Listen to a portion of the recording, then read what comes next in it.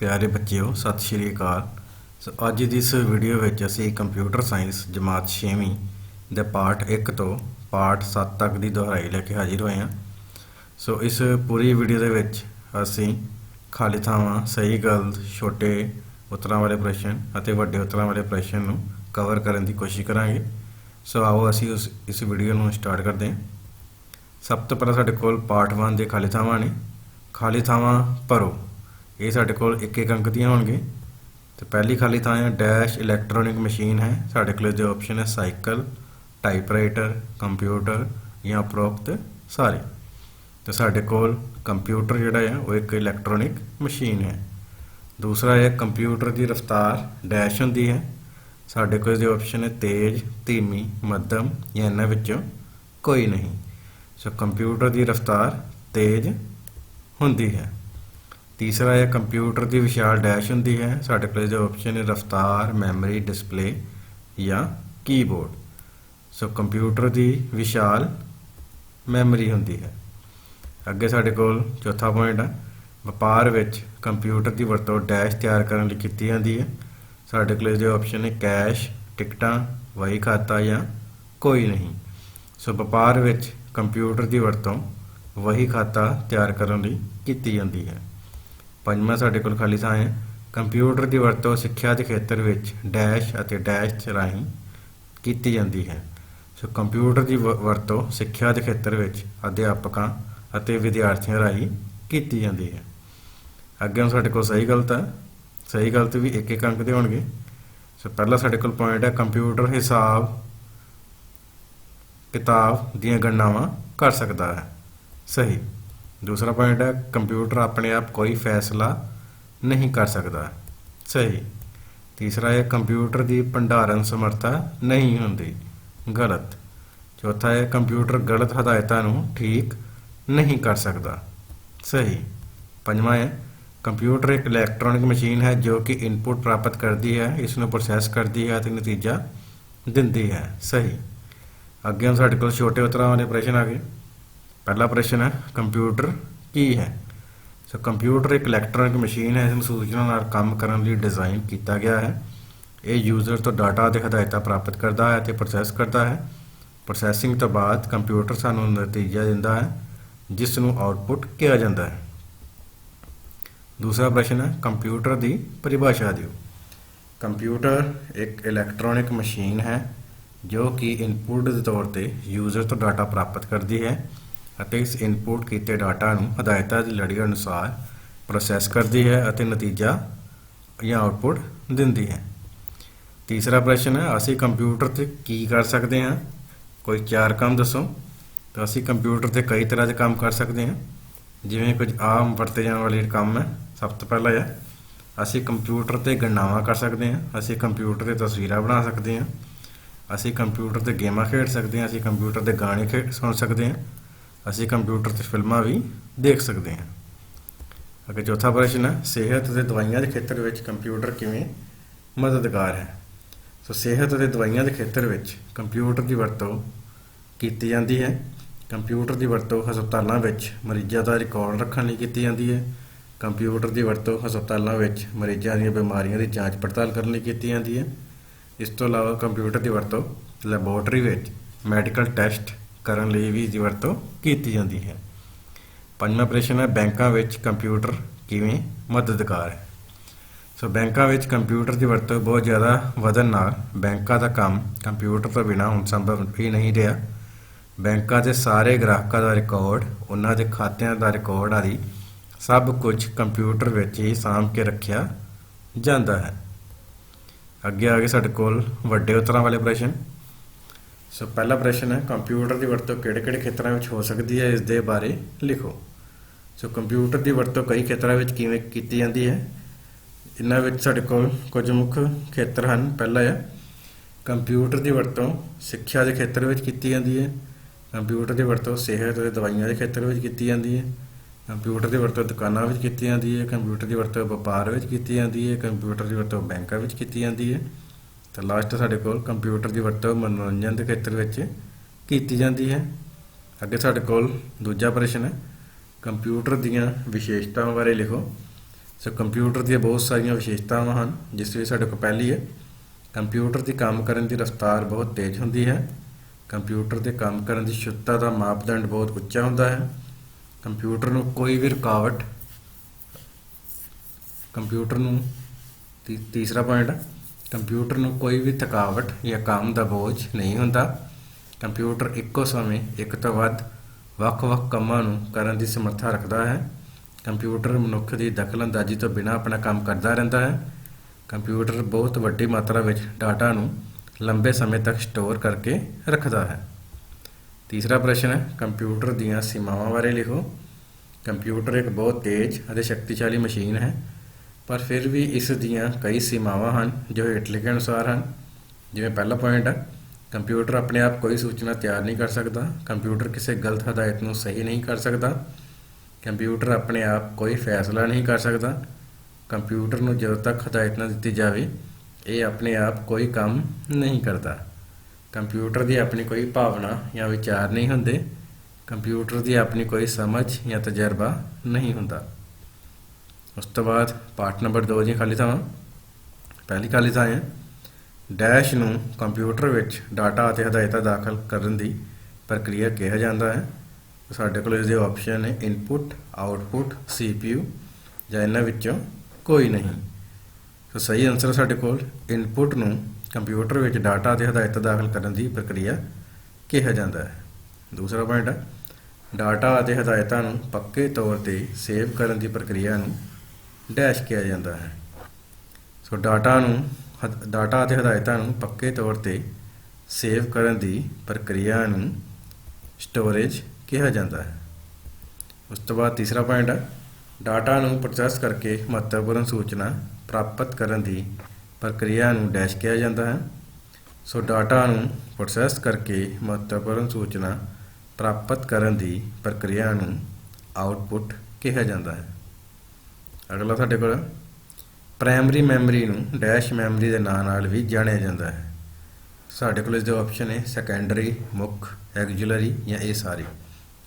ਸੋ primary memory ਨੂੰ ਅਸੀਂ ਮੁੱਖ ਮੈਮਰੀ ਦੇ ਨਾਲ ਵੀ ਜਾਣਦੇ ਹਾਂ। ਪੰਜਵਾਂ ਪੁਆਇੰਟ ਹੈ ਸੈਕੰਡਰੀ ਮੈਮਰੀ ਨੂੰ ਡੈਸ਼ ਮੈਮਰੀ ਵੀ ਕਿਹਾ ਜਾਂਦਾ ਹੈ। ਆਪਸ਼ਨ ਹੈ ਸਾਡੇ ਕੋਲ ਸੈਕੰਡਰੀ, ਮੁੱਖ, ਐਗਜ਼ੀਲਰੀ ਜਾਂ ਇਹ ਸਾਰੇ। ਸੋ ਸੈਕੰਡਰੀ ਮੈਮਰੀ ਨੂੰ ਐਗਜ਼ੀਲਰੀ ਮੈਮਰੀ ਵੀ ਕਿਹਾ ਜਾਂਦਾ ਹੈ। ਅੱਗੇ ਸਹੀ ਗੱਲ ਦੱਸੋ। ਪਹਿਲਾ ਹੈ ਕੰਪਿਊਟਰ ਇੱਕ ਇਲੈਕਟ੍ਰੋਨਿਕ ਮਸ਼ੀਨ ਹੈ, ਸਹੀ। ਦੂਸਰਾ ਹੈ ਕੰਪਿਊਟਰ ਵਿੱਚ ਡਾਟਾ ਅਤੇ ਹਦਾਇਤਾਂ ਦਾਖਲ ਕਰਨ ਦੀ ਪ੍ਰਕਿਰਿਆ ਨੂੰ ਆਊਟਪੁੱਟ ਕਿਹਾ ਜਾਂਦਾ ਹੈ, ਗਲਤ। ਤੀਸਰਾ ਹੈ ਪ੍ਰੋਸੈਸਿੰਗ ਦੇ ਵਿਚਲੇ ਨਤੀਜੇ ਸਟੋਰੇਜ ਵਿੱਚ ਸਟੋਰ ਹੁੰਦੇ ਹਨ, ਸਹੀ।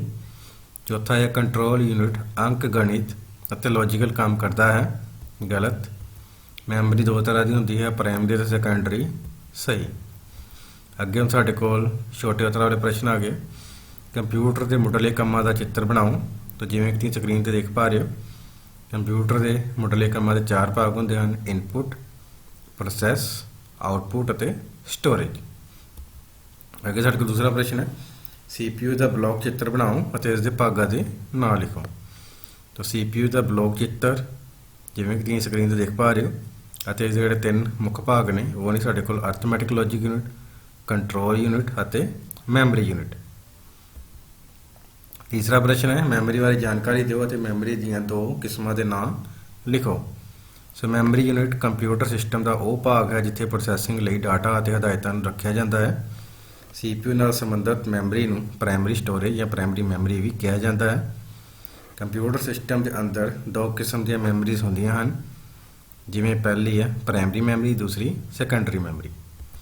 ਚੌਥਾ ਪ੍ਰਸ਼ਨ ਹੈ ਲੈਪਟਾਪ ਬਾਰੇ ਜਾਣਕਾਰੀ ਦਿਓ। ਸੋ ਇਹ ਇੱਕ ਪੋਰਟੇਬਲ ਪਰਸਨਲ ਕੰਪਿਊਟਰ ਹੁੰਦਾ ਹੈ। ਇਹ ਵਜ਼ਨ ਵਿੱਚ ਹਲਕਾ ਅਤੇ ਆਕਾਰ ਵਿੱਚ ਛੋਟਾ ਹੁੰਦਾ ਹੈ ਅਤੇ ਇਸ ਨੂੰ ਇੱਕ ਵਿਅਕਤੀ ਆਸਾਨੀ ਨਾਲ ਆਪਣੀ ਗੋਦ ਵਿੱਚ ਰੱਖ ਕੇ ਵੀ ਚਲਾ ਸਕਦਾ ਹੈ ਜਾਂ ਵਰਤ ਸਕਦਾ ਹੈ। ਇੱਕ ਲੈਪਟਾਪ ਦੀ ਆਪਣੀ ਬੈਟਰੀ ਹੁੰਦੀ ਹੈ ਜੋ ਕਿ ਜ਼ਰੂਰਤ ਪੈਣ 'ਤੇ ਚਾਰਜ ਵੀ ਕੀਤੀ ਜਾ ਸਕਦੀ ਹੈ। ਇੱਕ ਵਿਅਕਤੀ ਸਫ਼ਰ ਦੌਰਾਨ ਇਸ ਨੂੰ ਨਾਲ ਵੀ ਲਿਜਾ ਸਕਦਾ ਹੈ। ਉਸ ਤੋਂ ਬਾਅਦ ਟੈਬਲੇਟ ਕੀ ਹੁੰਦਾ ਹੈ? ਇਹ ਬਹੁਤ ਹੀ ਪਤਲਾ ਪੋਰਟੇਬਲ ਕੰਪਿਊਟਰ ਹੁੰਦਾ ਹੈ। ਇਸ ਨੂੰ ਆਮ ਤੌਰ 'ਤੇ ਬੈਟਰੀ ਨਾਲ ਸਪਲਾਈ ਦਿੱਤੀ ਜਾਂਦੀ ਹੈ। ਇਸ ਦੀ ਟੱਚ ਸਕਰੀਨ ਹੁੰਦੀ ਹੈ ਜੋ ਕਿ ਮੁੱਢਲੀ ਇੰਟਰਫੇਸ ਅਤੇ ਇਨਪੁਟ ਡਿਵਾਈਸ ਦਾ ਕੰਮ ਕਰਦੀ ਹੈ। ਅੱਗੇ ਵੱਡੇ ਉੱਤਰਾਂ ਵਾਲੇ ਪ੍ਰਸ਼ਨ ਆ ਗਏ। ਕੰਪਿਊਟਰ ਦੇ ਮੁੱਢਲੇ ਕੰਮਾਂ ਬਾਰੇ ਜਾਣਕਾਰੀ ਦਿਓ। ਸੋ ਜਿਵੇਂ ਕਿ ਤੁਸੀਂ ਦੇਖ ਪਾ ਰਹੇ ਹੋ, ਕੰਪਿਊਟਰ ਦੇ ਮੁੱਢਲੇ ਕੰਮਾਂ ਨੂੰ ਜਿਵੇਂ ਚਿੱਤਰ ਵਿੱਚ ਦੇਖ ਪਾ ਰਹੇ ਹੋ ਤਾਂ 4 ਭਾਗ ਨੇ: ਇਨਪੁਟ, ਸਟੋਰੇਜ, ਪ੍ਰੋਸੈਸਿੰਗ ਅਤੇ ਆਊਟਪੁੱਟ। ਤਾਂ ਸਭ ਤੋਂ ਪਹਿਲਾਂ ਅਸੀਂ ਇਨਪੁਟ ਬਾਰੇ ਜਾਣ ਲੈਂਦੇ ਹਾਂ। ਇਹ ਕੰਪਿਊਟਰ ਵਿੱਚ ਡਾਟਾ ਅਤੇ ਹਦਾਇਤਾਂ ਦਾਖਲ ਕਰਨ ਦੀ ਪ੍ਰਕਿਰਿਆ ਹੈ। ਦੂਸਰਾ ਹੈ ਸਟੋਰੇਜ, ਇਹ ਡਾਟਾ ਅਤੇ ਹਦਾਇਤਾਂ ਨੂੰ ਪੱਕੇ ਤੌਰ 'ਤੇ ਸੁਰੱਖਿਅਤ ਰੱਖਣ ਦੀ ਪ੍ਰਕਿਰਿਆ ਹੈ। ਤੀਸਰਾ ਹੈ ਪ੍ਰੋਸੈਸਿੰਗ, ਇਹ ਡਾਟਾ ਉੱਪਰ ਕੰਮ ਕਰਨ ਦੀ ਪ੍ਰਕਿਰਿਆ ਹੈ। ਚੌਥਾ ਹੈ ਆਊਟਪੁੱਟ, ਡਾਟਾ ਉੱਪਰ ਕੰਮ ਕਰਨ ਤੋਂ ਬਾਅਦ ਕੰਪਿਊਟਰ ਆਊਟਪੁੱਟ ਪੈਦਾ ਕਰਦਾ ਹੈ। ਦੂਜਾ ਪ੍ਰਸ਼ਨ ਹੈ ਪ੍ਰਾਇਮਰੀ ਮੈਮਰੀ ਅਤੇ ਸੈਕੰਡਰੀ ਮੈਮਰੀ ਵਿੱਚ ਅੰਤਰ ਲਿਖੋ। ਸੋ ਸਭ ਤੋਂ ਪਹਿਲਾਂ ਅਸੀਂ ਪ੍ਰਾਇਮਰੀ ਮੈਮਰੀ ਦੇਖ ਲੈਂਦੇ ਹਾਂ। ਪਹਿਲਾ ਪੁਆਇੰਟ, ਇਸ ਨੂੰ ਮੁੱਖ ਮੈਮਰੀ ਵੀ ਕਿਹਾ ਜਾਂਦਾ ਹੈ, ਜਦਕਿ ਸੈਕੰਡਰੀ ਮੈਮਰੀ ਨੂੰ ਸਹਾਇਕ ਜਾਂ ਐਕਜ਼ੀਲਰੀ ਮੈਮਰੀ ਵੀ ਕਿਹਾ ਜਾਂਦਾ ਹੈ। ਦੂਜਾ ਪੁਆਇੰਟ, ਪ੍ਰਾਇਮਰੀ ਮੈਮਰੀ ਵਿੱਚ CPU ਦੀ ਜਿਹੜੀ ਮੈਮਰੀ ਹੈ ਉਹ ਸਿੱਧੀ ਪਹੁੰਚ ਕਰ ਸਕਦੀ ਹੈ, ਜਦਕਿ ਸੈਕੰਡਰੀ ਮੈਮਰੀ ਵਿੱਚ CPU ਦੀ ਇਸ ਮੈਮਰੀ ਤੱਕ ਸਿੱਧੀ ਪਹੁੰਚ ਨਹੀਂ ਹੁੰਦੀ। ਉਸ ਤੋਂ ਬਾਅਦ ਪ੍ਰਾਇਮਰੀ ਮੈਮਰੀ। ਤੀਸਰਾ ਪੁਆਇੰਟ, ਇਸ ਮੈਮਰੀ ਦੀ ਸਟੋਰੇਜ ਸਮਰੱਥਾ ਘੱਟ ਹੁੰਦੀ ਹੈ, ਜਦਕਿ ਸੈਕੰਡਰੀ ਮੈਮਰੀ ਦੀ ਸਟੋਰੇਜ ਸਮਰੱਥਾ ਬਹੁਤ ਜ਼ਿਆਦਾ ਹੁੰਦੀ ਹੈ। Primary memory. ਚੌਥਾ ਪੁਆਇੰਟ, ਇਹ ਮੈਮਰੀ ਮਹਿੰਗੀ ਮੈਮਰੀ ਹੁੰਦੀ ਹੈ, ਜਦਕਿ ਸੈਕੰਡਰੀ ਮੈਮਰੀ ਬਹੁਤ ਸਸਤੀ ਹੁੰਦੀ ਹੈ। ਪ੍ਰਾਇਮਰੀ ਮੈਮਰੀ ਦਾ ਪੰਜਵਾਂ ਪੁਆਇੰਟ, ਇਹ ਵੋਲਾਟਾਈਲ ਮੈਮਰੀ ਹੈ, ਮਤਲਬ ਇਹਦੇ ਵਿੱਚ ਬਦਲਾਵ ਕੀਤੇ ਜਾ ਸਕਦੇ। ਸੈਕੰਡਰੀ ਮੈਮਰੀ ਇਹ ਨੋਨ ਵੋਲਾਟਾਈਲ ਮੈਮਰੀ ਹੈ। ਅੱਗੇ ਸਾਡੇ ਕੋਲ ਆ ਗਈ ਕੰਟਰੋਲ ਯੂਨਿਟ ਦੀ ਵਿਆਖਿਆ ਕਰੋ। ਇਹ CPU ਦਾ ਇੱਕ ਅਹਿਮ ਭਾਗ ਹੈ। ਕੰਟਰੋਲ ਯੂਨਿਟ ਨੂੰ ਕੇਂਦਰੀ ਕੰਟਰੋਲਰ ਵੀ ਕਿਹਾ ਜਾਂਦਾ ਹੈ। ਇਹ ਕੰਪਿਊਟਰ ਦੇ ਵੱਖ-ਵੱਖ ਭਾਗਾਂ ਨੂੰ ਕੰਟਰੋਲ ਕਰਨ ਲਈ ਦਿਸ਼ਾ ਨਿਰਦੇਸ਼ ਦਿੰਦਾ ਹੈ। ਇਸ ਦੇ ਮੁੱਖ ਕੰਮ ਹੇਠ ਲਿਖੇ ਅਨੁਸਾਰ ਹਨ। ਇਹ ਹਦਾਇਤਾਂ ਦੇ ਕੋਡ ਨੂੰ ਮੁੱਖ ਮੈਮਰੀ ਵਿੱਚੋਂ ਪੜ੍ਹਦਾ ਹੈ, ਹਦਾਇਤਾਂ ਦਾ ਕੋਡ ਦਾ ਅਨੁਵਾਦ ਕਰਕੇ CPU ਨੂੰ ਮੁਹੱਈਆ ਕਰਾਉਂਦਾ ਹੈ, ALU ਨੂੰ ਜ਼ਰੂਰੀ ਡਾਟਾ ਮੁਹੱਈਆ ਵੀ ਕਰਵਾਉਂਦਾ ਹੈ। ਅੱਗੇ ਚੌਥਾ ਪੁਆਇੰਟ ਹੈ, ਚੌਥਾ ਪ੍ਰਸ਼ਨ ਹੈ ALU ਯੂਨਿਟ ਦੀ ਵਿਆਖਿਆ ਕਰੋ। ਇਹ CPU ਦਾ ਇੱਕ ਅਹਿਮ ਭਾਗ ਹੈ। ਇਸ ਦਾ ਪੂਰਾ ਨਾਮ ਅਰਥਮੈਟਿਕ ਲੌਜਿਕ ਯੂਨਿਟ ਹੈ। ਇਸ ਨੂੰ CPU ਦਾ ਬਿਲਡਿੰਗ ਬਲਾਕ ਵੀ ਕਿਹਾ ਜਾਂਦਾ ਹੈ, ਕਿਉਂਕਿ ਇਹ ਬਲਾਕ ਹਦਾਇਤਾਂ ਦਾ ਪਾਲਣ ਕਰਦਾ ਹੈ ਅਤੇ ਉਹ ਹੇਠ ਲਿਖੇ ਕੰਮ ਵੀ ਕਰਦਾ ਹੈ। ਜਿਵੇਂ ਪਹਿਲਾ ਹੈ, ਇਹ ਅਰਥਮੈਟਿਕ ਕੰਮ ਜਿਵੇਂ ਕਿ ਜੋੜ, ਘਟਾਓ, ਗੁਣਾ, ਭਾਗ ਆਦਿ ਦਾ ਕੰਮ ਕਰਦਾ ਹੈ। ਇਹ ਲੌਜੀਕਲ ਕੰਮ ਜਿਵੇਂ ਕਿ ਤੋਂ ਘੱਟ, ਤੋਂ ਵੱਧ ਜਾਂ ਤੋਂ ਬਰਾਬਰ ਹੈ ਆਦਿ ਦਾ ਕੰਮ ਕਰਦਾ ਹੈ। ਤੀਸਰੇ ਪਾਰਟ ਦੇ ਖਾਲੀ ਥਾਵਾਂ ਆ ਗਈਆਂ। ਪਹਿਲਾ ਹੈ ਕੰਪਿਊਟਰ ਦੀ ਮੁੱਢਲੀ ਸਕਰੀਨ ਨੂੰ ਡੈਸ਼ ਕਿਹਾ ਜਾਂਦਾ ਹੈ। ਸਾਡੇ ਕੋਲ ਇਸਦੇ ਆਪਸ਼ਨ ਹੈ ਮਾਈ ਨੈਟਵਰਕ, ਆਈਕਨ, ਡੈਸਕਟਾਪ ਜਾਂ ਰੀਸਾਈਕਲ ਬਿਨ। ਸੋ ਕੰਪਿਊਟਰ ਦੀ ਮੁੱਢਲੀ ਸਕਰੀਨ ਨੂੰ ਅਸੀਂ ਡੈਸਕਟਾਪ ਕਹਿੰਦੇ ਹਾਂ। ਦੂਜਾ ਪੁਆਇੰਟ ਹੈ ਡੈਸਕਟਾਪ ਦੇ ਹੇਠਲੇ ਪਾਸੇ ਲੇਟਵੀਂ ਬਾਰ ਨੂੰ ਡੈਸ਼ ਕਿਹਾ ਜਾਂਦਾ ਹੈ। ਸਾਡੇ ਕੋਲ ਇਸਦੇ ਆਪਸ਼ਨ ਨੇ ਟਾਈਟਲ ਬਾਰ, ਸਟੇਟਸ ਬਾਰ, ਟਾਸਕ ਬਾਰ ਜਾਂ ਸਕਰੋਲ ਬਾਰ। ਸੋ ਡੈਸਕਟਾਪ ਦੇ ਹੇਠਲੇ ਪਾਸੇ ਲੇਟਵੀਂ ਬਾਰ ਨੂੰ ਟਾਸਕ ਬਾਰ ਕਿਹਾ ਜਾਂਦਾ ਹੈ। ਤੀਸਰੀ ਖਾਲੀ ਥਾਂ ਹੈ ਵਿੰਡੋ ਦੇ ਉੱਪਰਲੇ ਪਾਸੇ ਨਜ਼ਰ ਆਉਂਦੀ ਬਾਰ ਨੂੰ ਡੈਸ਼ ਕਿਹਾ ਜਾਂਦਾ ਹੈ। ਸਾਡੇ ਕੋਲ ਇਹਦੇ ਆਪਸ਼ਨ ਨੇ ਟਾਈਟਲ ਬਾਰ, ਸਟੇਟਸ ਬਾਰ, ਟਾਸਕ ਬਾਰ ਜਾਂ ਸਕਰੋਲ ਬਾਰ। ਸੋ ਵਿੰਡੋ ਦੇ ਉੱਪਰਲੇ ਪਾਸੇ ਨਜ਼ਰ ਆਉਂਦੀ ਬਾਰ ਨੂੰ ਅਸੀਂ ਟਾਈਟਲ ਬਾਰ ਕਹਿੰਦੇ ਹਾਂ। ਚੌਥੀ ਖਾਲੀ ਥਾਂ ਹੈ ਡਿਲੀਟ ਕੀਤੀਆਂ ਫਾਈਲਾਂ ਡੈਸ਼ ਵਿੱਚ ਚਲੀਆਂ ਜਾਂਦੀਆਂ ਹਨ। ਸਾਡੇ ਕੋਲ ਇਸਦੇ ਆਪਸ਼ਨ ਹੈ ਮਾਈ ਨੈਟਵਰਕ, ਮਾਈ ਕੰਪਿਊਟਰ, ਮਾਈ ਡਾਕੂਮੈਂਟ ਜਾਂ ਰੀਸਾਈਕਲ ਬਿਨ। ਸੋ ਡਿਲੀਟ ਕੀਤੀਆਂ ਹੋਈਆਂ ਫਾਈਲਾਂ ਰੀਸਾਈਕਲ ਬਿਨ ਵਿੱਚ ਚਲੀਆਂ ਜਾਂਦੀਆਂ ਹਨ। ਪੰਜਵਾਂ ਪੁਆਇੰਟ ਹੈ ਡੈਸ਼ ਬਟਨ ਦੀ ਵਰਤੋਂ ਵਿੰਡੋ ਨੂੰ ਬੰਦ ਕਰਨ ਲਈ ਕੀਤੀ ਜਾਂਦੀ ਹੈ। ਸਾਡੇ ਕੋਲ ਇਸਦੇ ਆਪਸ਼ਨ ਹੈ ਮਿਨੀਮਾਈਜ਼, ਮੈਕਸੀਮਾਈਜ਼, ਕਲੋਜ਼ ਜਾਂ ਸਟਾਰਟ। ਤੇ ਸਾਡੇ ਕੋਲ ਇਸਦਾ ਸਹੀ ਆਨਸਰ ਹੈ ਕਲੋਜ਼ ਬਟਨ ਦੀ ਵਰਤੋਂ ਵਿੰਡੋ ਨੂੰ ਬੰਦ ਕਰਨ ਲਈ ਕੀਤੀ ਜਾਂਦੀ ਹੈ।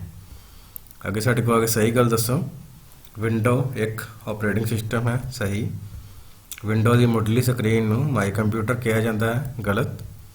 ਮਾਈ ਕੰਪਿਊਟਰ ਸਾਡੇ ਕੰਪਿਊਟਰ ਵਿੱਚ ਲੱਗੀਆਂ ਡਰਾਈਵ ਨੂੰ ਦੇਖਣ ਵਿੱਚ ਮਦਦ ਕਰਦਾ ਹੈ। ਸਹੀ।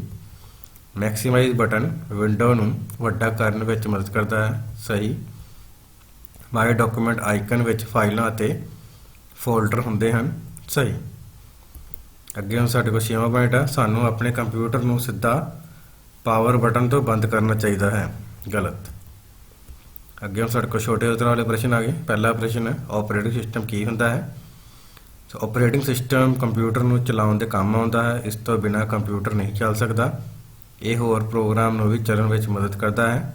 ਡੋਸ, ਵਿੰਡੋ, ਲਾਈਨੈਕਸ ਆਦਿ ਆਪਰੇਟਿੰਗ ਸਿਸਟਮ ਦੀਆਂ ਮੁੱਖ ਉਦਾਹਰਨਾਂ ਹਨ। ਦੂਸਰਾ ਪ੍ਰਸ਼ਨ ਹੈ, ਵਿੰਡੋ ਕੀ ਹੈ? ਵਿੰਡੋ ਮਾਈਕਰੋਸਾਫਟ ਕੰਪਨੀ ਵੱਲੋਂ ਬਣਾਇਆ ਗਿਆ ਇੱਕ ਆਪਰੇਟਿੰਗ ਸਿਸਟਮ ਹੈ। ਇਹ ਕੰਪਿਊਟਰ ਨੂੰ ਸਟਾਰਟ ਕਰਨ ਲਈ ਜ਼ਰੂਰੀ ਸੌਫਟਵੇਅਰ ਹੈ। ਇਹ ਕੰਪਿਊਟਰ ਨਾਲ ਕੰਮ ਕਰਨ ਲਈ ਸਾਨੂੰ ਗ੍ਰਾਫਿਕਲ ਯੂਜ਼ਰ ਇੰਟਰਫੇਸ ਮੁਹੱਈਆ ਕਰਵਾਉਂਦਾ ਹੈ। ਤੀਸਰਾ ਪ੍ਰਸ਼ਨ ਹੈ, ਡੈਸਕਟਾਪ ਕੀ ਹੁੰਦਾ ਹੈ? ਕੰਪਿਊਟਰ ਸਟਾਰਟ ਹੋਣ ਤੋਂ ਬਾਅਦ ਅਤੇ ਸਹੀ ਲੌਗਇਨ ਕਰਨ ਤੋਂ ਬਾਅਦ ਮੋਨੀਟਰ 'ਤੇ ਨਜ਼ਰ ਆਉਣ ਵਾਲੀ ਸਭ ਤੋਂ ਪਹਿਲੀ ਜਾਂ ਮੁੱਢਲੀ ਸਕਰੀਨ ਨੂੰ ਡੈਸਕਟਾਪ ਕਿਹਾ ਜਾਂਦਾ ਹੈ। ਡੈਸਕਟਾਪ ਦੇ ਹੇਠਾਂ ਲਿਖੇ 3 ਭਾਗ ਹੁੰਦੇ ਹਨ, ਜਿਵੇਂ ਆਈਕਨ, ਟਾਸਕਬਾਰ ਅਤੇ ਸ਼ਾਰਟਕਟ। ਚੌਥਾ ਪ੍ਰਸ਼ਨ, ਆਈਕਨ ਕੀ ਹੁੰਦੇ ਹਨ? ਕੋਈ 3 ਆਈਕਨ ਦੇ ਨਾਂ ਲਿਖੋ। ਸੋ ਡੈਸਕਟਾਪ 'ਤੇ ਨਜ਼ਰ ਆਉਣ ਵਾਲੀਆਂ ਛੋਟੀਆਂ-ਛੋਟੀਆਂ ਤਸਵੀਰਾਂ ਨੂੰ ਆਈਕਨ ਕਿਹਾ ਜਾਂਦਾ ਹੈ। ਕੁਝ ਮੁੱਖ ਆਈਕਨ ਹੇਠ ਲਿਖੇ ਅਨੁਸਾਰ ਹਨ, ਜਿਵੇਂ ਕਿ ਮਾਈ ਕੰਪਿਊਟਰ, ਨੈਟਵਰਕ, ਰੀਸਾਈਕਲ ਬਿਨ। ਪੰਜਵਾਂ ਪ੍ਰਸ਼ਨ ਹੈ, ਵਿੰਡੋ ਦੇ ਵੱਖਰੇ-ਵੱਖਰੇ ਭਾਗਾਂ ਦੇ ਨਾਂ ਲਿਖੋ। ਸੋ ਵਿੰਡੋ ਦੇ ਵੱਖਰੇ-ਵੱਖਰੇ ਭਾਗਾਂ ਦੇ ਨਾਂ ਜਿਵੇਂ ਕਿ ਪਹਿਲਾ ਹੈ ਟਾਈਟਲ ਬਾਰ, ਦੂਸਰਾ ਮੀਨੂ ਬਾਰ, ਤੀਸਰਾ ਟੂਲ ਬਾਰ ਤੇ ਚੌਥਾ ਹੈ ਸਕਰੋਲ ਬਾਰ। ਛੇਵਾਂ ਪ੍ਰਸ਼ਨ ਹੈ, ਟਾਸਕ ਬਾਰ ਦੇ ਸ਼ੋ ਡੈਸਕਟਾਪ ਬਟਨ ਬਾਰੇ ਦੱਸੋ।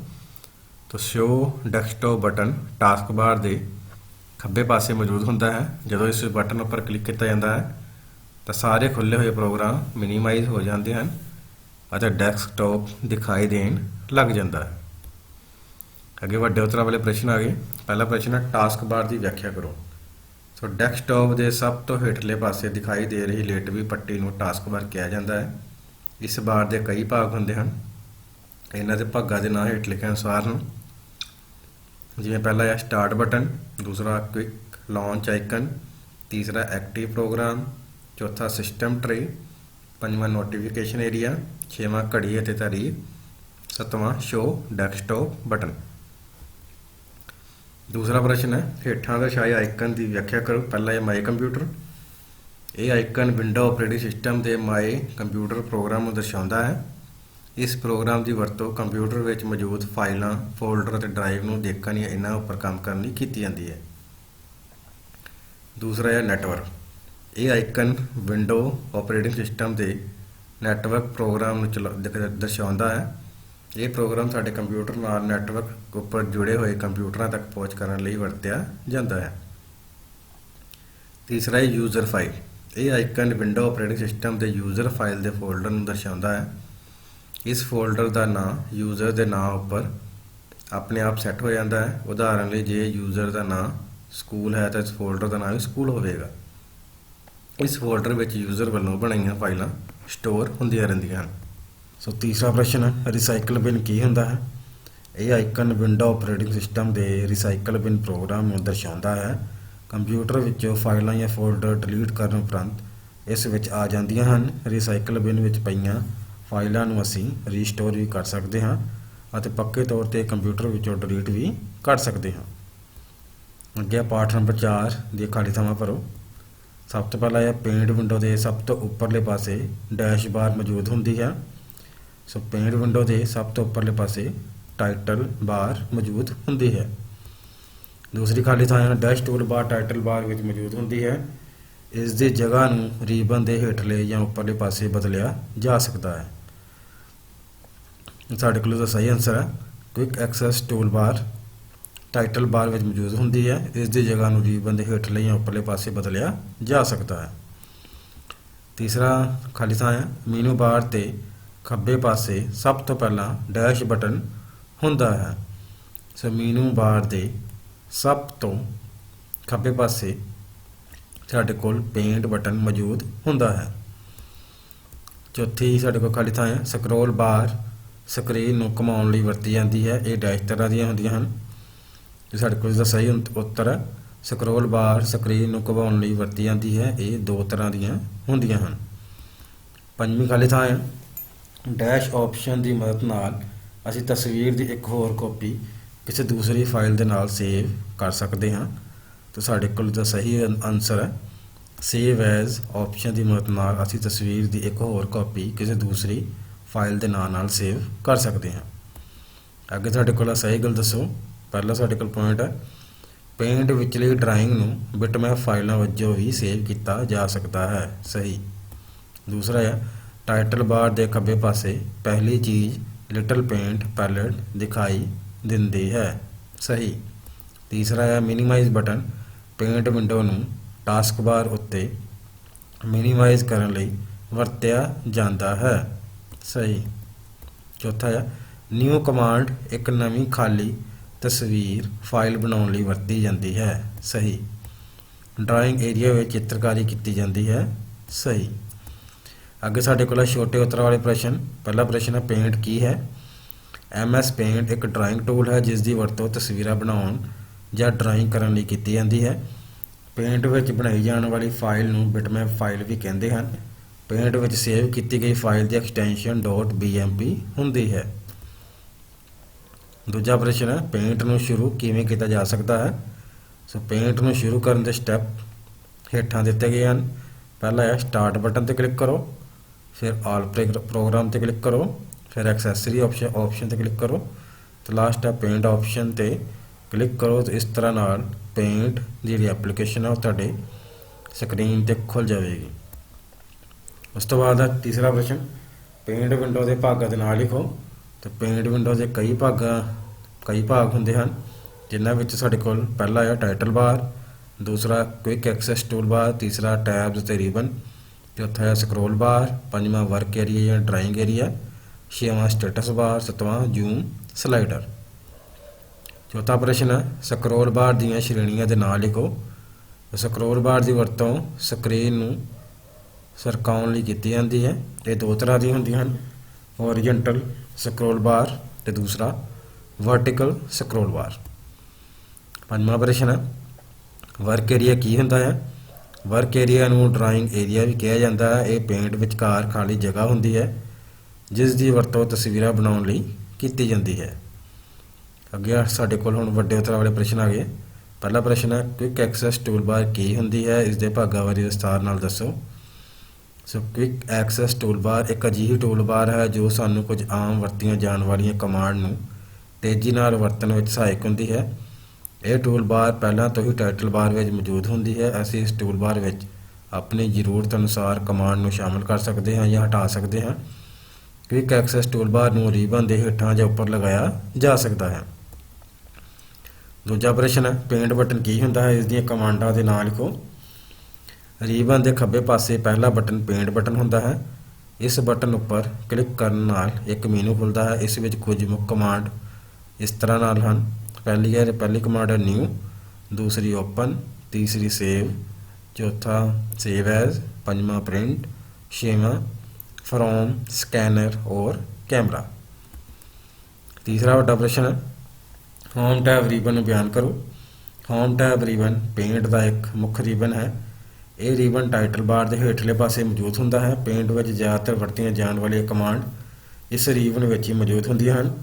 ਸਾਰੇ ਟੂਲਸ, ਸ਼ੇਪ, ਕਲਰ ਪੈਲਟ ਅਤੇ ਹੋਰ ਬਹੁਤ ਸਾਰੀਆਂ ਕਮਾਂਡ ਇਸ ਰਿਬਨ ਵਿੱਚ ਮੌਜੂਦ ਹੁੰਦੀਆਂ ਹਨ। ਪੇਂਟ ਵਿੱਚ ਹਰ ਤਰ੍ਹਾਂ ਦਾ ਕੰਮ ਕਰਨ ਲਈ ਸਾਨੂੰ ਹੋਮ ਟੈਬ ਦੀ ਜ਼ਰੂਰਤ ਪੈਂਦੀ ਹੈ। ਅੱਗੇ ਸਾਡੇ ਕੋਲ ਚੌਥਾ ਪ੍ਰਸ਼ਨ ਹੈ ਸਟੇਟਸ ਬਾਰ ਕੀ ਹੈ? ਇਸ ਦੇ ਭਾਗਾਂ ਬਾਰੇ ਦੱਸੋ। ਇਹ ਬਾਰ ਪੇਂਟ ਵਿੰਡੋ ਵਿੱਚ ਸਭ ਤੋਂ ਹੇਠਲੇ ਪਾਸੇ ਮੌਜੂਦ ਹੁੰਦੀ ਹੈ। ਇਹ ਬਾਰ ਪੇਂਟ ਵਿੱਚ ਕੰਮ ਕਰਦੇ ਹੋਏ ਸਾਡੀ ਮਦਦ ਕਰਦੀ ਹੈ। ਇਸ ਬਾਰ ਦੇ ਵੱਖ-ਵੱਖ ਭਾਗ ਹੁੰਦੇ ਹਨ ਜੋ ਸਾਨੂੰ ਵੱਖ-ਵੱਖ ਕਿਸਮਾਂ ਦੀ ਸੂਚਨਾ ਦਰਸਾਉਂਦੇ ਹਨ। ਇਸ ਬਾਰ ਦੇ ਇਹ ਭਾਗ ਹੇਠਲੇ ਅਨੁਸਾਰ ਹਨ, ਜਿਵੇਂ ਪਹਿਲਾ ਹੈ ਕਰਸਰ ਪੋਜੀਸ਼ਨ, ਦੂਸਰਾ ਸਿਲੈਕਸ਼ਨ ਪੋਜੀਸ਼ਨ ਸਾਈਜ਼, ਤੀਸਰਾ ਇਮੇਜ ਸਾਈਜ਼, ਚੌਥਾ ਡਿਸਕ ਸਾਈਜ਼ ਤੇ ਲਾਸਟ ਹੈ ਜ਼ੂਮ ਸਲਾਈਡਰ।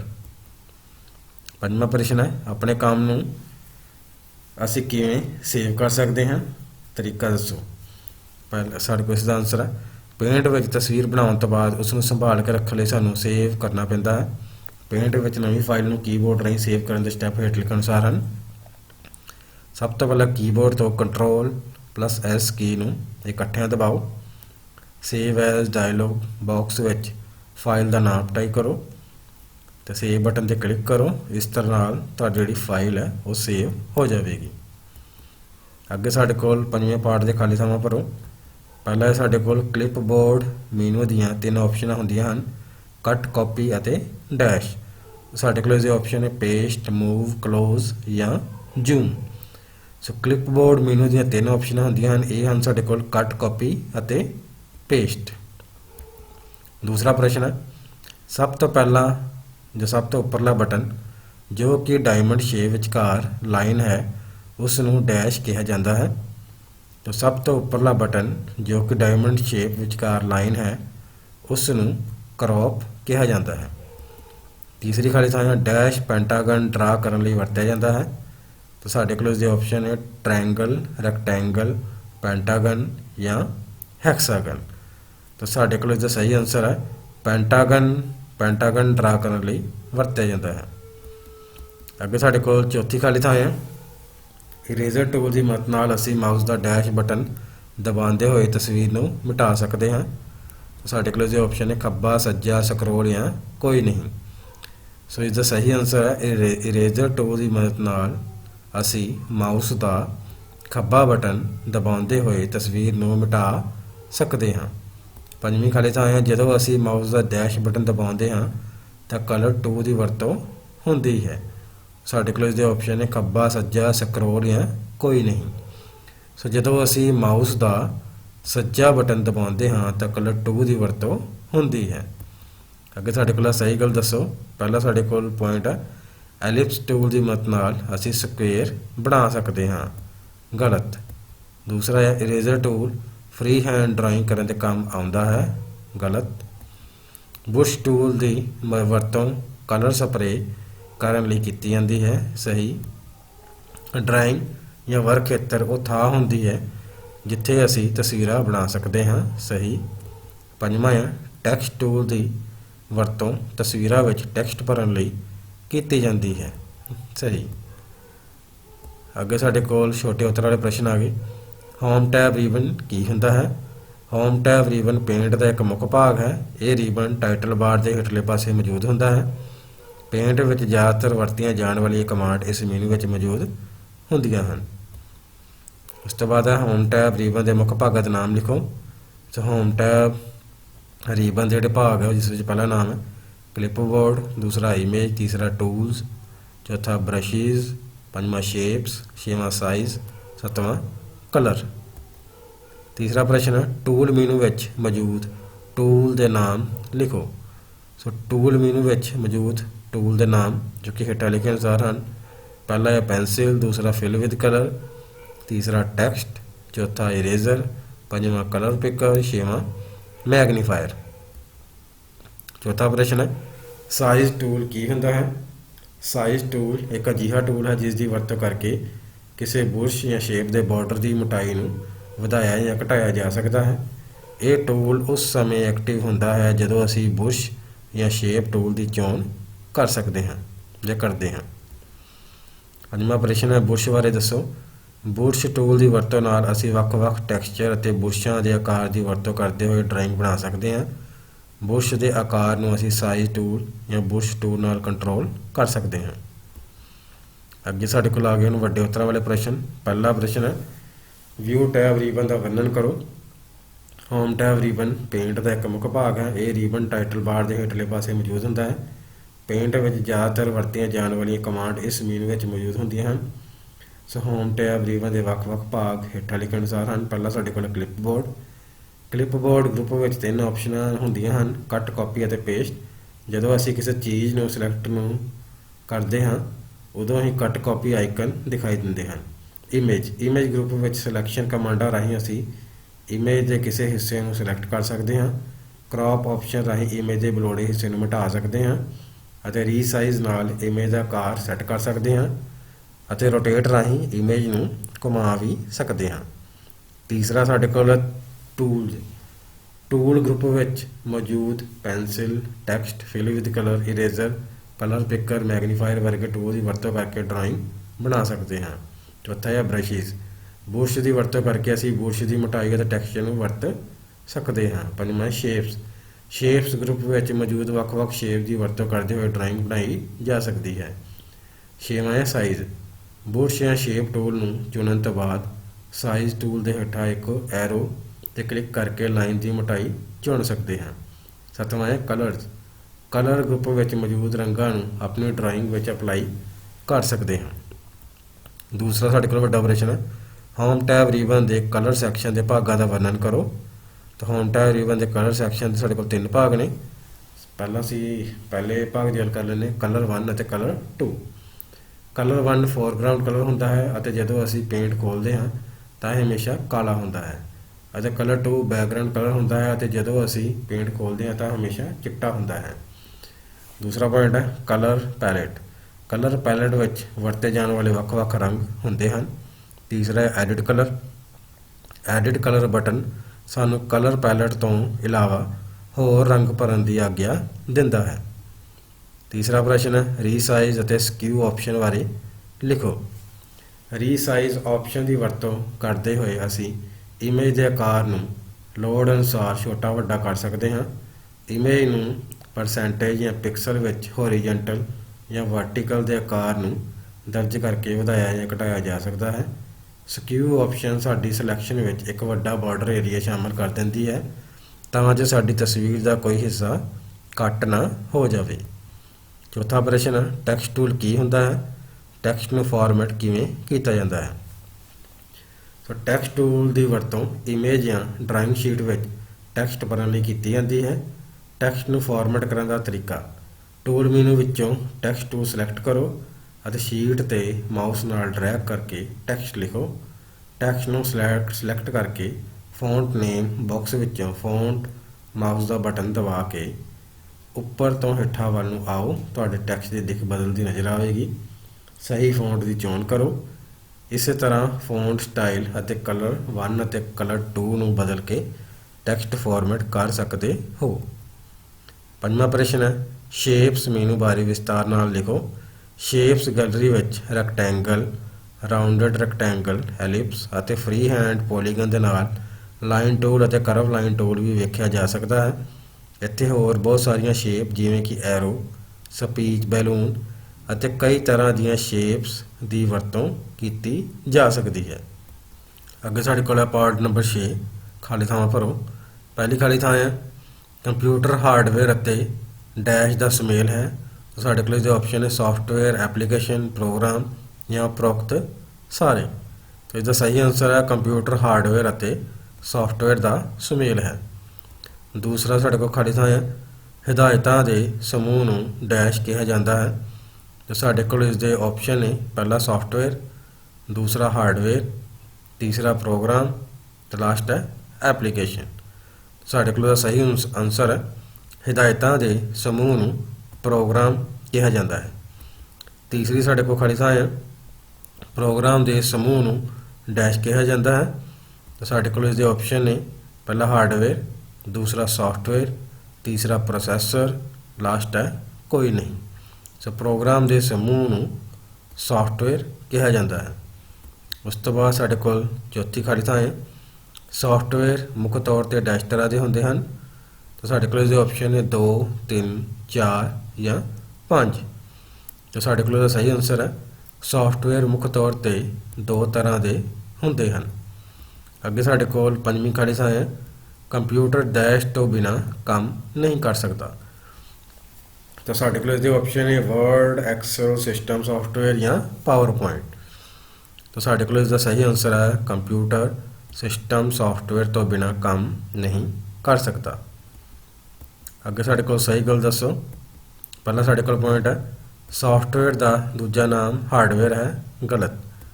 उस तो अगला पॉइंट है प्रोग्राम दे विच दित्तियां जाण वालियां हदायतां नूं सॉफ्टवेयर कहा जाता है, सही। तीसरा है असी हार्डवेयर नूं छू नहीं सकते, गलत। चौथा है सॉफ्टवेयर दीयां 2 किस्मां हुंदियां हन, सिस्टम सॉफ्टवेयर और एप्लीकेशन सॉफ्टवेयर, सही। पंजवां है सिस्टम सॉफ्टवेयर की कीमत ज़्यादा हुंदी है, सही। अगे साढ़े कोल आ गया हेठां लिखियां विचों किहड़े हार्डवेयर हैं। पहला तुसीं जिवें कि स्क्रीन पर देख पा रहे हो इसनूं असीं हार्ड डिस्क कहने हैं। तो हार्ड डिस्क की है, एक हार्डवेयर है। उस तो बाद की है कीबोर्ड। सो कीबोर्ड भी साढ़े कोल की है, ये हार्डवेयर है। उस तो बाद साढ़े कोल है पावर पॉइंट, तुसीं आइकन देख पा रहे हो। तो ये साढ़े कोल की है, ये सॉफ्टवेयर है, ये हार्डवेयर नहीं है। ਉਸ ਤੋਂ ਬਾਅਦ ਤੁਸੀਂ ਦੇਖ ਪਾ ਰਹੇ ਹੋ CD ਵੀ ਸਾਡੇ ਕੋਲ ਕੀ ਹੈ, ਇਹ ਹਾਰਡਵੇਅਰ ਹੈ। ਉਸ ਤੋਂ ਬਾਅਦ ਆ ਪੇਂਟ ਵੀ ਸਾਡੇ ਕੋਲ ਕੀ ਹੈ, ਇੱਕ ਸੌਫਟਵੇਅਰ ਹੈ, ਇਹ ਹਾਰਡਵੇਅਰ ਨਹੀਂ ਹੈ। ਲਾਸਟ ਸਾਡੇ ਕੋਲ ਮਾਊਸ, ਤਾਂ ਮਾਊਸ ਵੀ ਸਾਡੇ ਕੋਲ ਕੀ ਹੈ, ਇੱਕ ਹਾਰਡਵੇਅਰ ਹੈ। ਅੱਗੇ ਸਾਡੇ ਕੋਲ ਆ ਗਏ ਛੋਟੇ ਉਤਰਾਂ ਵਾਲੇ ਪ੍ਰਸ਼ਨ। ਪਹਿਲਾ ਪ੍ਰਸ਼ਨ ਹੈ, ਹਾਰਡਵੇਅਰ ਕੀ ਹੈ। ਸੋ ਕੰਪਿਊਟਰ ਦੇ ਭੌਤਿਕ ਭਾਗ ਜਿਨ੍ਹਾਂ ਨੂੰ ਅਸੀਂ ਦੇਖ ਸਕਦੇ ਹਾਂ, ਹੱਥ ਲਗਾ ਸਕਦੇ ਹਾਂ, ਉਹਨਾਂ ਨੂੰ ਹਾਰਡਵੇਅਰ ਕਹਿੰਦੇ ਹਾਂ। ਉਦਾਹਰਨ ਦੇ ਲਈ keyboard, mouse, monitor, printer, motherboard, speaker hardware ਹਨ। ਹਾਰਡਵੇਅਰ ਵਿੱਚ ਡਾਟੇ ਨੂੰ ਸਟੋਰ ਅਤੇ ਪ੍ਰੋਸੈਸ ਕੀਤਾ ਜਾਂਦਾ ਹੈ। ਦੂਸਰਾ ਪ੍ਰਸ਼ਨ ਹੈ, ਸੌਫਟਵੇਅਰ ਕੀ ਹੈ। ਸੌਫਟਵੇਅਰ ਪ੍ਰੋਗਰਾਮਾਂ ਦਾ ਇਕੱਠ ਜਾਂ ਸਮੂਹ ਹੁੰਦੇ ਹਨ ਅਤੇ ਇਹਨਾਂ ਨੂੰ ਕੰਪਿਊਟਰ ਹਾਰਡਵੇਅਰ ਵਿੱਚ ਸਟੋਰ ਅਤੇ ਰਨ ਕੀਤਾ ਜਾਂਦਾ ਹੈ। ਸੌਫਟਵੇਅਰ ਨੂੰ ਹਾਰਡਵੇਅਰ ਯੰਤਰਾਂ ਨੂੰ ਕੰਟਰੋਲ ਕਰਨ ਅਤੇ ਯੂਜ਼ਰ ਲਈ ਖਾਸ ਕੰਮ ਕਰਨ ਲਈ ਵਰਤਿਆ ਜਾਂਦਾ ਹੈ। ਤੀਸਰਾ ਪ੍ਰਸ਼ਨ ਹੈ, ਦੋ ਤਰ੍ਹਾਂ ਦੇ ਸੌਫਟਵੇਅਰ ਕਿਹੜੇ ਹਨ। ਦੋ ਤਰ੍ਹਾਂ ਦੇ ਸਾਡੇ ਕੋਲ ਸੌਫਟਵੇਅਰ ਨੇ, ਪਹਿਲਾ ਸਿਸਟਮ ਸੌਫਟਵੇਅਰ, ਦੂਸਰਾ ਐਪਲੀਕੇਸ਼ਨ ਸੌਫਟਵੇਅਰ। ਚੌਥਾ ਪ੍ਰਸ਼ਨ ਹੈ, ਹਾਰਡਵੇਅਰ ਦੀਆਂ 4 ਉਦਾਹਰਨਾਂ ਦਿਓ। ਸਾਡੇ ਕੋਲ ਹਾਰਡਵੇਅਰ ਦੀਆਂ 4 ਮੁੱਖ ਉਦਾਹਰਨਾਂ ਨੇ। ਪਹਿਲਾ ਕੀਬੋਰਡ, ਦੂਸਰਾ ਮਾਊਸ, ਤੀਸਰਾ ਮੋਨੀਟਰ, ਚੌਥਾ ਸਾਡੇ ਕੋਲ ਹੈ CPU। ਅੱਗੇ ਸਾਡੇ ਕੋਲ ਪੰਜਵਾਂ ਪ੍ਰਸ਼ਨ ਹੈ, ਹਾਰਡਵੇਅਰ ਦੀਆਂ ਕੀ ਵਿਸ਼ੇਸ਼ਤਾਵਾਂ ਹੁੰਦੀਆਂ ਹਨ। ਸੋ ਹਾਰਡਵੇਅਰ ਦੀਆਂ ਮੁੱਖ ਵਿਸ਼ੇਸ਼ਤਾਵਾਂ ਹਨ। ਪਹਿਲਾ, ਹਾਰਡਵੇਅਰ ਨੂੰ ਅਸੀਂ ਛੂਹ ਸਕਦੇ ਹਾਂ, ਹਾਰਡਵੇਅਰ ਨੂੰ ਅਸੀਂ ਮਹਿਸੂਸ ਕਰ ਸਕਦੇ ਹਾਂ, ਹਾਰਡਵੇਅਰ ਥਾਂ ਘੇਰਦੇ ਹਨ ਅਤੇ ਹਾਰਡਵੇਅਰ ਵਿੱਚ ਡਾਟੇ ਨੂੰ ਸਟੋਰ ਅਤੇ ਪ੍ਰੋਸੈਸ ਕੀਤਾ ਜਾਂਦਾ ਹੈ। ਉਸ ਤੋਂ ਬਾਅਦ ਅਗਲਾ ਪ੍ਰਸ਼ਨ ਹੈ, ਵੱਡੇ ਉਤਰਾਂ ਵਾਲੇ ਪ੍ਰਸ਼ਨ। ਐਪਲੀਕੇਸ਼ਨ ਸੌਫਟਵੇਅਰ ਅਤੇ ਸਿਸਟਮ ਸੌਫਟਵੇਅਰ ਵਿੱਚ ਅੰਤਰ ਦੱਸੋ। ਸੋ ਜਿਵੇਂ ਕਿ ਤੁਸੀਂ ਹੇਠਾਂ ਟੇਬਲ ਵਿੱਚ ਦੇਖ ਪਾ ਰਹੇ ਹੋ, ਸਭ ਤੋਂ ਪਹਿਲਾਂ ਅਸੀਂ ਸਿਸਟਮ ਸੌਫਟਵੇਅਰ ਦੀ ਗੱਲ ਕਰਦੇ ਹਾਂ। ਸਿਸਟਮ ਸੌਫਟਵੇਅਰ ਕੰਪਿਊਟਰ ਚਲਾਉਣ ਲਈ ਲਾਜ਼ਮੀ ਹਨ ਅਤੇ ਇਹਨਾਂ ਤੋਂ ਬਿਨਾਂ ਕੰਪਿਊਟਰ ਕੰਮ ਨਹੀਂ ਕਰ ਸਕਦਾ, ਜਦ ਕਿ ਐਪਲੀਕੇਸ਼ਨ ਸੌਫਟਵੇਅਰ ਕੰਪਿਊਟਰ ਚਲਾਉਣ ਲਈ ਲਾਜ਼ਮੀ ਨਹੀਂ ਹਨ, ਇਹਨਾਂ ਤੋਂ ਬਿਨਾਂ ਕੰਪਿਊਟਰ ਕੰਮ ਕਰ ਸਕਦਾ ਹੈ। ਅੱਗੇ ਦੂਸਰਾ ਪੁਆਇੰਟ ਹੈ, ਸਿਸਟਮ ਸੌਫਟਵੇਅਰ ਬਣਾਉਣ ਵਿੱਚ ਗੁੰਝਲਦਾਰ ਹੁੰਦਾ ਹੈ ਅਤੇ ਇਸ ਨੂੰ ਬਣਾਉਣ ਲਈ ਤਜਰਬੇ ਦੀ ਲੋੜ ਹੁੰਦੀ ਹੈ, ਜਦ ਕਿ ਐਪਲੀਕੇਸ਼ਨ ਸੌਫਟਵੇਅਰ ਬਣਾਉਣ ਵਿੱਚ ਸਧਾਰਨ ਹੁੰਦਾ ਹੈ ਅਤੇ ਇਸ ਨੂੰ ਘੱਟ ਤਜਰਬੇ ਵਾਲਾ ਵਿਅਕਤੀ ਵੀ ਬਣਾ ਸਕਦਾ ਹੈ। ਤੀਸਰਾ ਪੁਆਇੰਟ ਹੈ, ਸਿਸਟਮ ਸੌਫਟਵੇਅਰ ਦੀ ਕੀਮਤ ਜ਼ਿਆਦਾ ਹੁੰਦੀ ਹੈ, ਜਦ ਕਿ ਐਪਲੀਕੇਸ਼ਨ ਸੌਫਟਵੇਅਰ ਦੀ ਕੀਮਤ ਘੱਟ ਹੁੰਦੀ ਹੈ।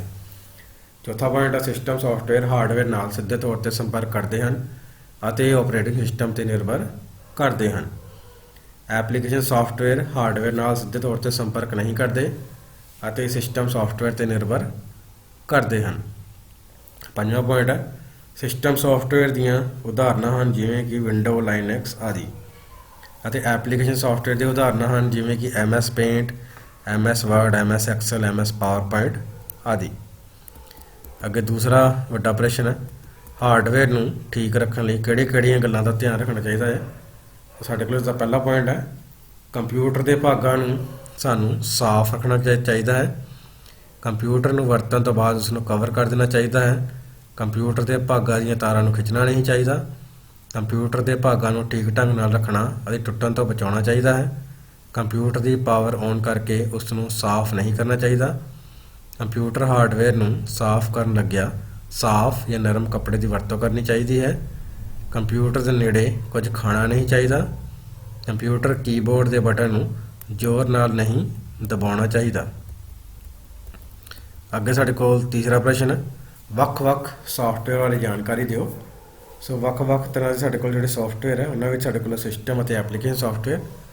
ਸੋ ਪਹਿਲਾਂ ਅਸੀਂ ਸਿਸਟਮ ਸੌਫਟਵੇਅਰ ਜਾਣ ਲੈਂਦੇ ਹਾਂ। ਸਿਸਟਮ ਸੌਫਟਵੇਅਰ ਪ੍ਰੋਗਰਾਮਾਂ ਦਾ ਸਮੂਹ ਜਾਂ ਇਕੱਠ ਹੁੰਦੇ ਹਨ ਜਿਸ ਦੇ ਰਾਹੀਂ ਕੰਪਿਊਟਰ ਦੀ ਅੰਦਰੂਨੀ ਕਾਰਜ ਪ੍ਰਣਾਲੀ ਅਤੇ ਕੰਪਿਊਟਰ ਦੇ ਵੱਖ-ਵੱਖ ਗਤੀਵਿਧੀਆਂ ਨੂੰ ਕੰਟਰੋਲ ਕੀਤਾ ਜਾਂਦਾ ਹੈ।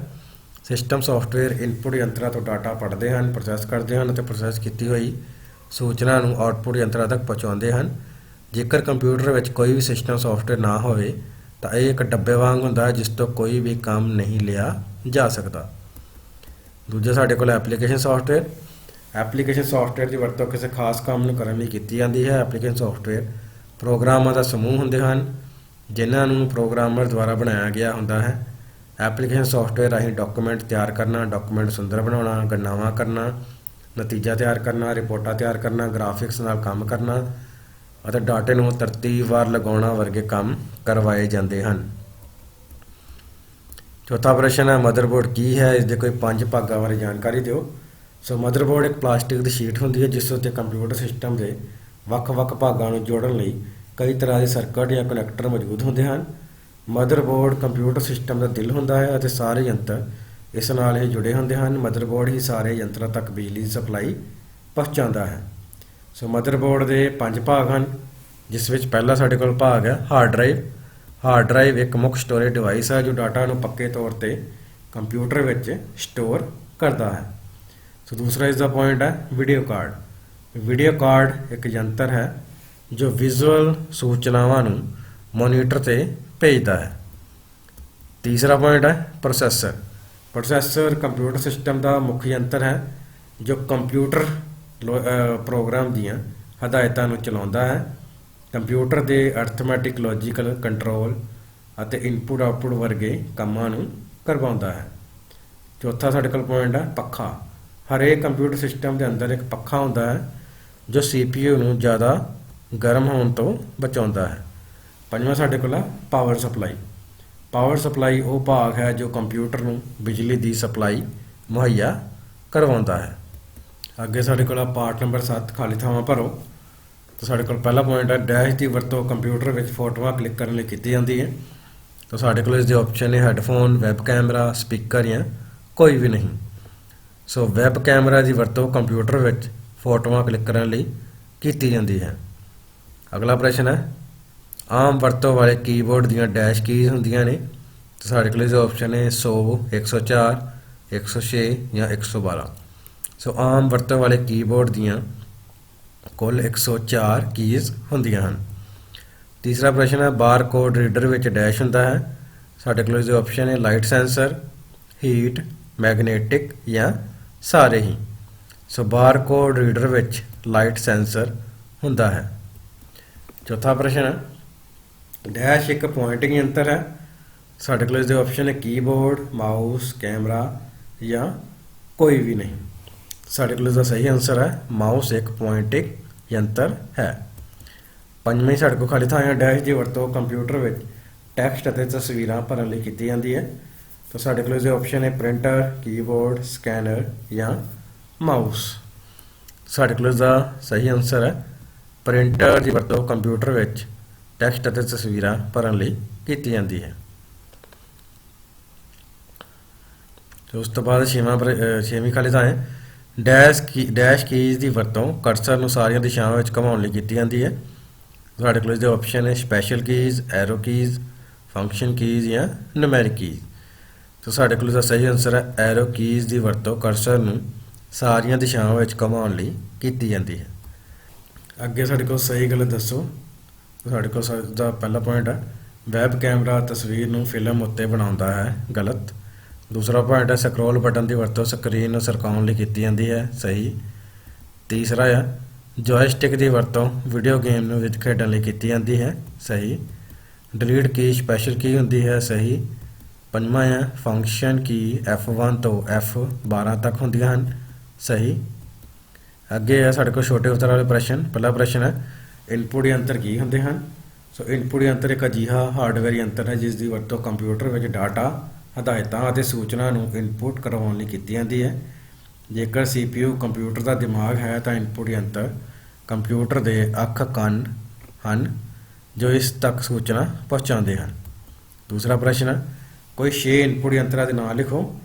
ਤਾਂ ਸਾਡੇ ਕੋਲ ਜਿਹੜੇ ਇਨਪੁਟ ਯੰਤਰ ਹੈ ਜਿਸ ਵਿੱਚ ਪਹਿਲਾ ਸਾਡੇ ਕੋਲ ਕੀਬੋਰਡ, ਦੂਸਰਾ ਮਾਊਸ, ਤੀਸਰਾ ਸਕੈਨਰ, ਚੌਥਾ ਟਰੈਕ ਬੋਲ, ਪੰਜਵਾਂ ਜੋਇਸਟਿਕ, ਛੇਵਾਂ ਸਾਡੇ ਕੋਲ ਹੈ ਵੈਬ ਕੈਮਰਾ। ਸੋ ਅਗਲਾ ਸਾਡੇ ਕੋਲ ਪ੍ਰਸ਼ਨ ਹੈ ਟਰੈਕ ਬੋਲ ਤੇ ਨੋਟ ਲਿਖੋ। ਟਰੈਕ ਬੋਲ ਇੱਕ ਇਨਪੁਟ ਯੰਤਰ ਹੈ ਜਿਸ ਦੀ ਵਰਤੋਂ ਲੈਪਟਾਪ ਜਾਂ ਨੋਟਬੁੱਕ ਵਿੱਚ ਮਾਊਸ ਦੀ ਤਰ੍ਹਾਂ ਕੀਤੀ ਜਾਂਦੀ ਹੈ। ਟਰੈਕ ਬੋਲ ਇੱਕ ਬਾਲ ਦੀ ਤਰ੍ਹਾਂ ਹੁੰਦੀ ਹੈ ਜੋ ਕਿ ਉੱਭਰੀ ਹੋਈ ਨਜ਼ਰ ਆਉਂਦੀ ਹੈ। ਜਦੋਂ ਅਸੀਂ ਇਸ ਬਾਲ ਤੇ ਆਪਣੀਆਂ ਉਂਗਲਾਂ ਨਾਲ ਇਸ ਨੂੰ ਘੁਮਾਉਂਦੇ ਹਾਂ ਤਾਂ ਮਾਊਸ ਪੁਆਇੰਟਰ ਵੀ ਸਕਰੀਨ ਤੇ ਘੁੰਮਦਾ ਨਜ਼ਰ ਆਉਂਦਾ ਹੈ। ਟਰੈਕ ਬਾਲ ਮਾਊਸ ਨਾਲੋਂ ਘੱਟ ਥਾਂ ਘੇਰਦੀ ਹੈ ਅਤੇ ਮਾਊਸ ਵਾਂਗ ਕਰਸਰ ਨੂੰ ਸਰਕਾਉਣ ਲਈ ਪੂਰੇ ਉਪਕਰਨ ਨੂੰ ਸਰਕਾਉਣ ਦੀ ਜ਼ਰੂਰਤ ਨਹੀਂ ਪੈਂਦੀ। ਚੌਥਾ ਪ੍ਰਸ਼ਨ ਹੈ MICR ਤੇ ਨੋਟ ਲਿਖੋ। ਮੈਗਨੈਟਿਕ ਇੰਕ ਕਾਰਡ ਰੀਡਰ ਵੀ ਇੱਕ ਇਨਪੁਟ ਯੰਤਰ ਹੈ। ਇਸ ਦੀ ਵਰਤੋਂ ਆਮ ਤੌਰ ਤੇ ਬੈਂਕਾਂ ਵਿੱਚ ਕੀਤੀ ਜਾਂਦੀ ਹੈ। ਮੈਗਨੈਟਿਕ ਇੰਕ ਕਾਰਡ ਰੀਡਰ ਰਾਹੀਂ ਬੈਂਕਾਂ ਵਿੱਚ ਰੋਜ਼ਾਨਾ ਬਹੁਗਿਣਤੀ ਚੈੱਕਾਂ ਨੂੰ ਪ੍ਰੋਸੈਸ ਕੀਤਾ ਜਾਂਦਾ ਹੈ। ਬੈਂਕਾਂ ਦਾ ਕੋਡ ਨੰਬਰ ਅਤੇ ਚੈੱਕ ਨੰਬਰ ਚੈੱਕ ਦੇ ਪਿਛਲੇ ਪਾਸੇ ਇੱਕ ਖਾਸ ਕਿਸਮ ਦੀ ਸਿਆਹੀ ਜਿਸ ਵਿੱਚ ਚੁੰਬਕੀ ਪਦਾਰਥ ਦੇ ਤੱਤ ਹੁੰਦੇ ਹਨ ਤੇ ਜਿਨ੍ਹਾਂ ਨੂੰ ਮਸ਼ੀਨ ਰਾਹੀਂ ਪੜ੍ਹਿਆ ਜਾਂਦਾ ਹੈ ਵਿੱਚ ਪ੍ਰਿੰਟ ਕੀਤੇ ਜਾਂਦੇ ਹਨ। ਇਸ ਪੜ੍ਹਨ ਦੀ ਪ੍ਰਕਿਰਿਆ ਨੂੰ ਮੈਗਨੇਟਿਕ ਇੰਕ ਕਰੈਕਟਰ ਰੈਕੋਗਨੀਸ਼ਨ ਕਿਹਾ ਜਾਂਦਾ ਹੈ। ਪੰਜਵਾਂ ਪ੍ਰਸ਼ਨ ਹੈ, ਮਾਈਕਰੋਫੋਨ ਦੀ ਵਰਤੋਂ ਦੱਸੋ। ਸੋ ਮਾਈਕਰੋਫੋਨ ਨੂੰ ਮਾਈਕ ਵੀ ਕਿਹਾ ਜਾਂਦਾ ਹੈ। ਇਸ ਦੀ ਵਰਤੋਂ ਕੰਪਿਊਟਰ ਵਿੱਚ ਆਵਾਜ਼ ਰਿਕਾਰਡ ਕਰਨ ਜਾਂ ਦਾਖਲ ਕਰਨ ਲਈ ਕੀਤੀ ਜਾਂਦੀ ਹੈ। ਜੇਕਰ ਸਾਡੇ ਕੰਪਿਊਟਰ ਵਿੱਚ ਮਾਈਕ ਲੱਗਿਆ ਹੋਵੇ ਤਾਂ ਅਸੀਂ ਇਸ ਰਾਹੀਂ ਆਪਣੀ ਆਵਾਜ਼ ਰਿਕਾਰਡ ਕਰ ਸਕਦੇ ਹਾਂ ਅਤੇ ਰਿਕਾਰਡ ਕੀਤੀ ਆਵਾਜ਼ ਸੁਣ ਵੀ ਸਕਦੇ ਹਾਂ। ਜਿਹੜੇ ਯੂਜ਼ਰ ਕੰਪਿਊਟਰ ਉੱਤੇ ਕੁਝ ਟਾਈਪ ਨਹੀਂ ਕਰ ਸਕਦੇ ਉਹ ਯੂਜ਼ਰ ਮਾਈਕ ਰਾਹੀਂ ਬੋਲ ਕੇ ਵੀ ਕੰਪਿਊਟਰ ਨੂੰ ਇਨਪੁਟ ਦੇ ਸਕਦੇ ਸਨ। ਮਾਈਕ ਦੀ ਵਰਤੋਂ ਇੰਟਰਨੈਟ ਰਾਹੀਂ ਦੋਸਤਾਂ ਨਾਲ ਗੱਲਬਾਤ ਕਰਨ ਲਈ ਵੀ ਕੀਤੀ ਜਾਂਦੀ ਹੈ। ਮਾਈਕ ਰਾਹੀਂ ਕੰਪਿਊਟਰ ਨੂੰ ਹਦਾਇਤਾਂ ਵੀ ਦਿੱਤੀਆਂ ਜਾ ਸਕਦੀਆਂ ਹਨ। ਛੇਵਾਂ ਪ੍ਰਸ਼ਨ ਹੈ, ਟੱਚ ਪੈਡ ਕੀ ਹੈ। ਸੋ ਟੱਚ ਸਕਰੀਨ ਇੱਕ ਇਨਪੁਟ ਯੰਤਰ ਹੈ ਜਿਸ ਦੀ ਵਰਤੋਂ ATM ਮਸ਼ੀਨਾਂ, ਸਮਾਰਟਫੋਨ, ਸਮਾਰਟ ਬੋਰਡਾਂ ਵਿੱਚ ਕੀਤੀ ਜਾਂਦੀ ਹੈ। ਟੱਚ ਸਕਰੀਨ ਇੱਕ ਤਰ੍ਹਾਂ ਦੀ ਡਿਸਪਲੇ ਸਕਰੀਨ ਹੁੰਦੀ ਹੈ ਜਿਸ ਵਿੱਚ ਸਕਰੀਨ ਉੱਤੇ ਇੱਕ ਤਰ੍ਹਾਂ ਦਾ ਅਪਾਰਦਰਸ਼ੀ ਸੰਵੇਦਨਸ਼ੀਲ ਪੈਨਲ ਲੱਗਾ ਹੁੰਦਾ ਹੈ। ਟੱਚ ਸਕਰੀਨ ਵਿੱਚ ਪੁਆਇੰਟਿੰਗ ਯੰਤਰ ਜਿਵੇਂ ਕਿ ਮਾਊਸ ਜਾਂ ਲਾਈਟ ਪੈਨ ਦੀ ਵਰਤੋਂ ਦੀ ਬਜਾਏ ਸਕਰੀਨ 'ਤੇ ਛੂਹਣ ਲਈ ਉਂਗਲ ਦੀ ਵਰਤੋਂ ਕੀਤੀ ਜਾਂਦੀ ਹੈ। ਸੱਤਵਾਂ ਪ੍ਰਸ਼ਨ ਹੈ, ਵੈਬ ਕੈਮਰੇ ਦੀ ਵਰਤੋਂ ਬਾਰੇ ਦੱਸੋ। ਸੋ ਵੈਬ ਕੈਮਰਾ ਇੱਕ ਇਨਪੁਟ ਯੰਤਰ ਹੈ। ਇਸ ਦੀ ਵਰਤੋਂ ਫੋਟੋਆਂ ਅਤੇ ਛੋਟੀਆਂ ਵੀਡੀਓਜ਼ ਰਿਕਾਰਡ ਕਰਨ ਲਈ ਕੀਤੀ ਜਾਂਦੀ ਹੈ। ਇਹ ਆਮ ਕੈਮਰੇ ਵਾਂਗ ਹੀ ਹੁੰਦਾ ਹੈ, ਬਸ ਫਰਕ ਇੰਨਾ ਹੈ ਕਿ ਆਮ ਕੈਮਰਾ ਫੋਟੋ ਨੂੰ ਫਿਲਮ ਰੋਲ ਜਾਂ ਮੈਮਰੀ ਕਾਰਡ ਵੀ ਸੇਵ ਕਰਦਾ ਹੈ ਅਤੇ ਵੈਬ ਕੈਮਰਾ ਫੋਟੋ ਨੂੰ ਕੰਪਿਊਟਰ ਦੀ ਮੈਮਰੀ ਵਿੱਚ ਸੇਵ ਕਰ ਦਿੰਦਾ ਹੈ। ਵੈਬ ਕੈਮਰੇ ਰਾਹੀਂ ਖਿੱਚੀ ਗਈ ਤਸਵੀਰ ਵਿੱਚ ਤਬਦੀਲੀ ਵੀ ਕੀਤੀ ਜਾ ਸਕਦੀ ਹੈ। ਵੈਬ ਕੈਮਰਾ ਜ਼ਿਆਦਾ ਮਹਿੰਗਾ ਯੰਤਰ ਨਹੀਂ ਹੈ। ਅੱਠਵਾਂ ਪ੍ਰਸ਼ਨ ਹੈ, ਸਕੈਨਰ ਦੀ ਵਰਤੋਂ ਕਿੱਥੇ ਕੀਤੀ ਜਾਂਦੀ ਹੈ। ਸਕੈਨਰ ਇੱਕ ਇਨਪੁਟ ਯੰਤਰ ਹੈ। ਇਸ ਦੀ ਵਰਤੋਂ ਕੰਪਿਊਟਰ ਵਿੱਚ ਤਸਵੀਰਾਂ ਅਤੇ ਟੈਕਸਟ ਭੇਜਣ ਲਈ ਕੀਤੀ ਜਾਂਦੀ ਹੈ। ਸਕੈਨਰ ਇੱਕ ਫੋਟੋਸਟੇਟ ਮਸ਼ੀਨ ਵਾਂਗ ਕੰਮ ਕਰਦਾ ਹੈ। ਇਸ ਵਿੱਚ ਅੰਤਰ ਬਸ ਇੰਨਾ ਹੈ ਕਿ ਫੋਟੋਸਟੇਟ ਮਸ਼ੀਨ ਆਉਟਪੁੱਟ ਨੂੰ ਕਾਗਜ਼ ਉੱਪਰ ਛਾਪਦੀ ਹੈ ਅਤੇ ਸਕੈਨਰ ਡਾਕੂਮੈਂਟ ਨੂੰ ਸਕੈਨ ਕਰਕੇ ਕੰਪਿਊਟਰ ਵਿੱਚ ਸਟੋਰ ਕਰਦਾ ਹੈ। ਉਸ ਤੋਂ ਬਾਅਦ ਸਾਡੇ ਕੋਲ ਵੱਡੇ ਉੱਤਰ ਵਾਲੇ ਪ੍ਰਸ਼ਨ ਆ ਗਏ। ਪਹਿਲਾ ਪ੍ਰਸ਼ਨ ਹੈ, ਕੀਬੋਰਡ ਅਤੇ ਕੀਬੋਰਡ ਦੀਆਂ ਕੀਜ਼ ਬਾਰੇ ਵਿਸਤਾਰ ਨਾਲ ਜਾਣਕਾਰੀ ਦਿਓ। ਸੋ ਕੀਬੋਰਡ ਇੱਕ ਆਮ ਵਰਤਿਆ ਜਾਣ ਵਾਲਾ ਇਨਪੁਟ ਯੰਤਰ ਹੈ ਜਿਸ ਦੀ ਵਰਤੋਂ ਕੰਪਿਊਟਰ ਵਿੱਚ ਡਾਟਾ, ਹਦਾਇਤਾਂ ਅਤੇ ਸੂਚਨਾ ਨੂੰ ਇਨਪੁਟ ਕਰਵਾਉਣ ਲਈ ਕੀਤੀ ਜਾਂਦੀ ਹੈ। ਕੀਬੋਰਡ ਟਾਈਪਰਾਈਟਰ ਉੱਪਰ ਆਧਾਰਿਤ ਇਨਪੁਟ ਯੰਤਰ ਹੈ। ਕੀਬੋਰਡ ਇੱਕ ਇਨਕੋਡਰ ਵਾਂਗ ਕੰਮ ਕਰਨ ਵਾਲਾ ਯੰਤਰ ਹੈ ਜੋ ਕਿ ਇਨਪੁਟ ਕੀਤੇ ਗਏ ਡਾਟਾ ਨੂੰ 0 ਜਾਂ ਇੱਕ ਬਾਈਨਰੀ ਅੰਕ ਵਿੱਚ ਬਦਲਣ ਦਾ ਕੰਮ ਕਰਦਾ ਹੈ। ਕੀਬੋਰਡ ਦੀ ਇੱਕ ਕੀ ਨੂੰ 0.5 ਸੈਕਿੰਡ ਤੱਕ ਦਬਾ ਕੇ ਰੱਖਣ ਨਾਲ ਕੀ ਦਾ ਅੱਖਰ ਸਮਾਨ ਰੂਪ ਵਿੱਚ ਇਨਪੁਟ ਹੁੰਦਾ ਹੈ ਅਤੇ ਇਸ ਪ੍ਰਕਿਰਿਆ ਨੂੰ ਟਾਈਪਮੈਟਿਕ ਕਿਹਾ ਜਾਂਦਾ ਹੈ ਜਿਸ ਦੀ ਸਪੀਡ 10 ਅੱਖਰ ਪ੍ਰਤੀ ਸੈਕਿੰਡ ਹੁੰਦੀ ਹੈ। ਅੱਗੇ ਕੀਬੋਰਡ ਦੀਆਂ ਵੱਖ-ਵੱਖ ਕੀਜ਼। ਪਹਿਲਾਂ ਸਾਡੇ ਕੋਲ ਟੋਗਲ ਕੀ। ਕੀਬੋਰਡ ਵਿੱਚ ਔਨ ਜਾਂ ਆਫ ਵਿਸ਼ੇਸ਼ਤਾ ਰੱਖਣ ਵਾਲੀ ਕੀ ਨੂੰ ਟੋਗਲ ਕੀ ਕਿਹਾ ਜਾਂਦਾ ਹੈ। ਸੋ ਪਹਿਲੀ ਸਾਡੇ ਕੋਲ ਨਮ ਲੋਕ। ਕੀਬੋਰਡ ਸੱਜੇ ਪਾਸੇ ਮੌਜੂਦ ਨੂਮੈਰਿਕ ਪੈਡ 'ਤੇ ਇਹ ਕੀ ਮੌਜੂਦ ਹੁੰਦੀ ਹੈ। ਇਸ ਨੂਮੈਰਿਕ ਕੀਪੈਡ ਨੂੰ ਵਰਤੋਂ ਵਿੱਚ ਲਿਆਉਣ ਲਈ ਇਸ ਕੀ ਨੂੰ ਔਨ ਕਰਨਾ ਪੈਂਦਾ ਹੈ। ਦੂਸਰਾ ਸਾਡੇ ਕੋਲ ਹੈ ਕੈਪਸ ਲੌਕ। ਇਹ ਕੀ ਕੀਬੋਰਡ ਦੇ ਖੱਬੇ ਪਾਸੇ ਟੈਬ ਕੀ ਦੇ ਹੇਠਾਂ ਮੌਜੂਦ ਹੁੰਦੀ ਹੈ। ਇਸ ਕੀ ਦੀ ਵਰਤੋਂ ਇਸ ਕੀ ਨੂੰ ਔਨ ਕਰਕੇ ਅੱਖਰਾਂ ਨੂੰ ਵੱਡੇ ਕਰਕੇ ਲਿਖਣ ਲਈ ਕੀਤੀ ਜਾਂਦੀ ਹੈ। ਤੀਸਰਾ ਹੈ ਸਕਰੋਲ ਲੌਕ। ਇਹ ਕੀ ਕੀਬੋਰਡ ਦੇ ਸੱਜੇ ਪਾਸੇ ਪ੍ਰਿੰਟ ਸਕਰੀਨ ਕੀ ਦੇ ਨਾਲ ਮੌਜੂਦ ਹੁੰਦੀ ਹੈ। ਇਸ ਕੀ ਦੀ ਵਰਤੋਂ ਨਾਲ ਅਸੀਂ ਡਾਕੂਮੈਂਟ ਨੂੰ ਅੱਗੇ ਅਤੇ ਪਿੱਛੇ ਜਾਣ ਤੋਂ ਰੋਕ ਸਕਦੇ ਹਾਂ। ਉਸ ਤੋਂ ਬਾਅਦ ਸਾਡੇ ਕੋਲ ਦੂਸਰਾ ਪ੍ਰਸ਼ਨ ਹੈ, ਬਾਰਕੋਡ ਰੀਡਰ 'ਤੇ ਨੋਟ ਲਿਖੋ। ਬਾਰਕੋਡ ਰੀਡਰ ਇੱਕ ਇਲੈਕਟ੍ਰੋਨਿਕ ਯੰਤਰ ਹੈ ਜਿਸ ਦੀ ਵਰਤੋਂ ਬਾਰਕੋਡ ਪ੍ਰਿੰਟ ਨੂੰ ਪੜ੍ਹਨ ਲਈ ਕੀਤੀ ਜਾਂਦੀ ਹੈ। ਬਾਰਕੋਡ ਰੀਡਰ ਵਿੱਚ ਇੱਕ ਲੈਂਸ ਅਤੇ ਇੱਕ ਲਾਈਟ ਸੈਂਸਰ ਲੱਗਾ ਹੁੰਦਾ ਹੈ ਜੋ ਕਿ ਆਪਟੀਕਲ ਤਰੰਗਾਂ ਨੂੰ ਇਲੈਕਟ੍ਰੀਕਲ ਤਰੰਗਾਂ ਵਿੱਚ ਬਦਲਦਾ ਹੈ। ਵੱਡੇ ਵੱਡੇ ਸ਼ਾਪਿੰਗ ਮਾਲ ਅਤੇ ਸੈਂਟਰਾਂ ਵਿੱਚ ਬਾਰਕੋਡ ਰੀਡਰ ਦੀ ਵਰਤੋਂ ਵਸਤੂਆਂ ਦੀ ਸਹੀ ਕੀਮਤ ਪਤਾ ਕਰਨ ਲਈ ਕੀਤੀ ਜਾਂਦੀ ਹੈ।